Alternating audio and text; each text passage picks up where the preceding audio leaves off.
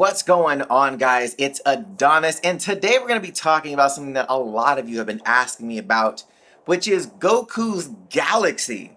129 of Dragon Ball Super Goku transforms into Ultra Instinct, and we see a galaxy under him. We're going to discuss that because there's a lot of unanswered questions that I think we can probably formulate some kind of understanding of what this actually is. So let's get into it. Now, if you guys are fans of geek culture content, make sure you hit that subscribe button and you have notifications turned on so you don't miss any future content. Now, before we get into it, if you guys want to support the channel, all you got to do is go Ultra Instinct on that like button for your boy. Show your boy some love. Also, if you haven't checked out my episode 129 reaction, that'll be linked down here and a card up here as well. Outside of that, this episode was epic. There were so many dope parts of this episode.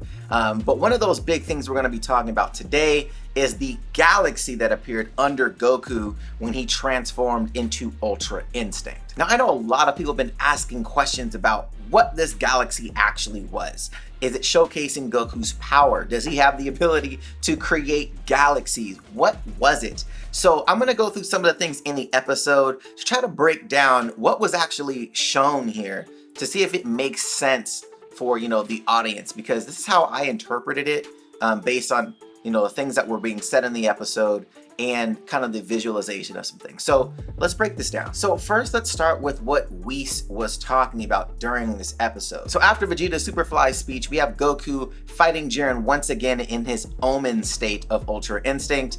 And we have Whis explaining the difference this time.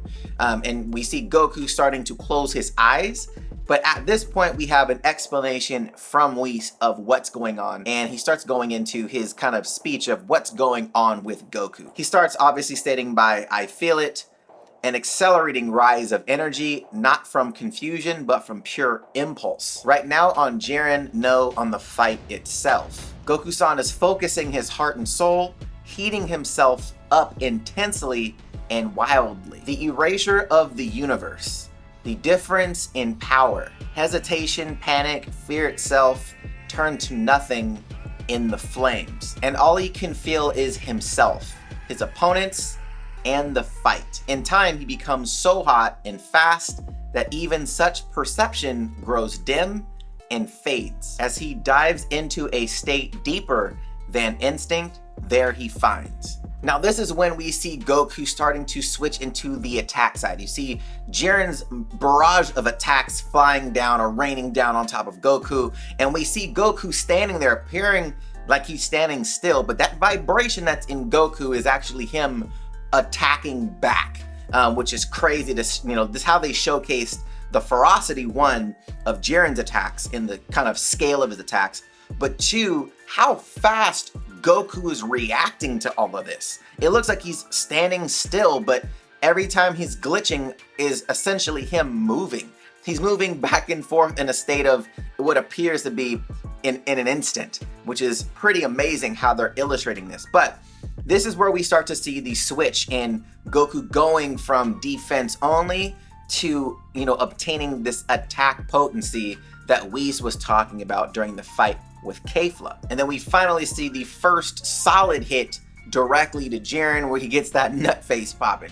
Now, this is where things start to shift for Goku. So we see Goku power up, it seems, and then you see this massive galaxy that pops up under Goku. Now, when Whis was explaining all this, what it's symbolizing to me is Goku is drawing energy, drawing a level of focus from a completely different place.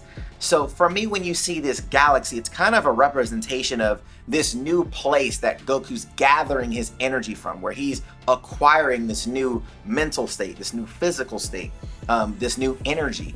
And he's acquiring it from another place than what he's used to acquiring his, battle skills and sense from. So think of it, as another realm. I'm not saying that's what it is, but it's symbolizing another plane of energy, another plane of power. And you see obviously the reaction of the Grand Priest and the reaction of the Zenos and everybody else in the tournament. And obviously Jiren's face when this happens is kind of like oh, okay. And you see Goku almost like he's inhaling, like he's saying, okay, I'm receiving this energy now. Like I'm accepting that whatever this energy is, whatever this ultra instinct is, I'm gonna let take over my body. I'm gonna almost surrender to this new level of power, to this new form, so to speak. Now, when he's talking about the heat itself, and they've referenced the heat multiple times in this episode, whether it be from Jiren, I think that's another type of thing. That's kind of probably what they're feeling as far as like the intensity of this energy.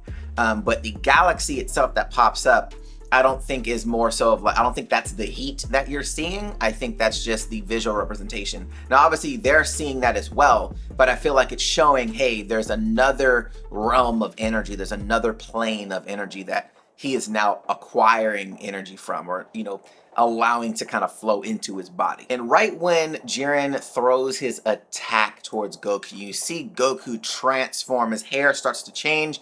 As soon as you see Goku's foot move and he takes his first step, very reminiscent to when he transformed into the Omen state the first time against Jiren. We see the ground that he's standing on crack, and then it zooms out. You see the galaxy disappear as Goku flies through Jiren's attack.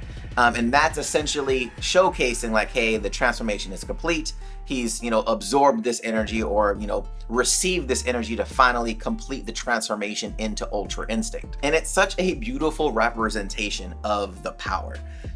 I feel like sometimes when we see things that are very, visual on the show, it could be taken deliberately. When you say, oh shit, Goku can create galaxies. Well, we could look at it that way, right? We could say, hey, he had this power to create a galaxy, but then the galaxy disappears. So what does that mean? Did he just create one and then he, disintegrated the galaxy? Like, no, I think it's more so of the representation of the energy that he's pulling from now. Like, it's showing, hey, there's this new well of power that he has access to now.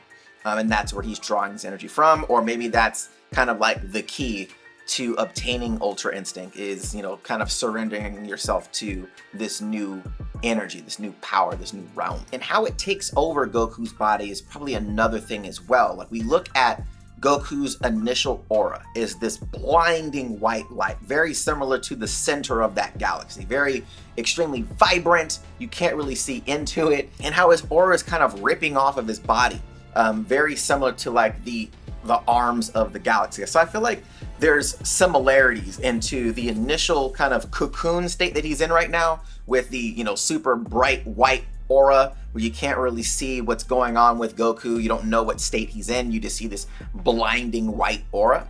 I thought that was brilliant how they kind of tied in the kind of galaxy vibe that we saw under Goku in his Omen state to now how it's kind of cocooned him, mid-transformation into the actual form. But what a badass sequence that was, though. Him catching his blast, disintegrating the blast like it was nothing. He walks up to Jiren like, whatever, bro. Jiren punches him, he dodges and hits him like 3 times. Pop, pop, pop. Like, such a sick sequence. And then you see, like, Jiren does his glare attack, right? He glares. Usually it's like a barrage of punches that come out, and you see Goku essentially flick the punches away and it disintegrates everything around. Like, the sequence there is unreal. But again, you still see Goku wrapped in this blinding white light, essentially, to me anyways, symbolizing that center of that galaxy. And then seeing the other gods of destruction stand up almost in respect, paying homage to what's actually happening. And you have Beerus asking Whis, like, Whis, and he's like, yes. And he's like, has he finally reached it? And he's like, yes. And it's been stated by Whis that Beerus hasn't fully mastered this technique yet. And, we're not saying that Goku's on Beerus's level. We don't know that. And the reason why I say that is this. That's like saying, hey, Goten and Trunks are Super Saiyan, or they have Super Saiyan 3 in fusion, and that's stronger than base Goku right now. Like, yes, they have Super Saiyan 3 Gotenks, but that doesn't mean that they're stronger than base Goku at this point, right? So just because Goku has Ultra Instinct does not mean that he is stronger than Beerus. We don't know that yet. There has been zero evidence that's proven anything in the tournament that either one of these characters are stronger than Beerus. We do not know. We just know that Beerus is super excited that Goku has achieved this form. One, because it's one extremely hard to attain. We know that Whis has stated that about the form itself, that Beerus hasn't even mastered it. We've heard from other gods and other Kais that it's a form that is, very difficult for a god of destruction to attain. And I think too that smirk has a lot to do with him feeling almost relief and excitement at the same time that he will not be faced with erasure because Goku is now in this state of being. I feel like a lot of times while watching the tournament and people see Beerus freaking out that, oh, he's threatened by this power, I don't think that. I think a lot of it is because he's reliant on whoever's fighting for him for his survival. So if Goku fails, Beerus dies. He gets erased. He doesn't want to be erased. He stated that at the beginning of the tournament, so then obviously Whis is chill because he won't die. So it's one of those things where I feel like that grin that he had wasn't out of fear. I think it was more so out of excitement, one for Goku, but also excitement that he now has a much better chance of living because Goku is now in this state. Again, this is how I interpreted it, going from the episode, going from the things that was said in the episode, to try to make some sense out of this galaxy forming under Goku.